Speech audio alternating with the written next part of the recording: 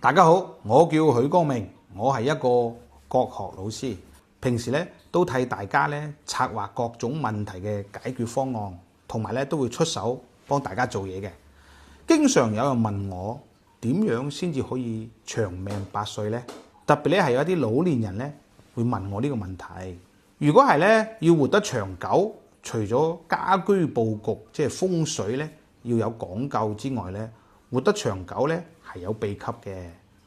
做幾個簡單嘅動作就得㗎啦。比如話你氣血不暢啊，咁就揼下個腳啦，3招通咗，精神自然就好咗㗎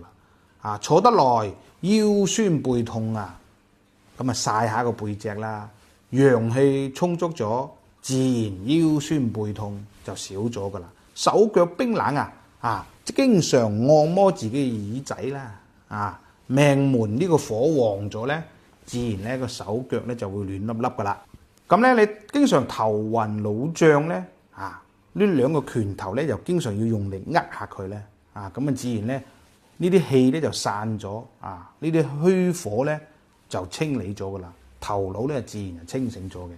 咁啊夜晚瞓覺唔好咧，或者瞓唔着覺咧，輕輕咁摸下自己嘅肚皮，咁個氣息咧歸入呢個丹田，咁你瞓覺就 OK 嘅啦。肩頸位咧好硬咁好多時候咧就抬頭望下呢個天，望下呢個天，你身體嘅督脈咧咁啊自然係施展開嚟，就好瞓好多噶啦。兩隻眼咧就好澀，眼睛咧望下咧遠處嘅風景，望耐啲咁啊光氣調和咗，咁隻眼就好好多噶啦。經常做呢啲動作咧，身體嘅健康咧就唔使愁噶啦，福身無量。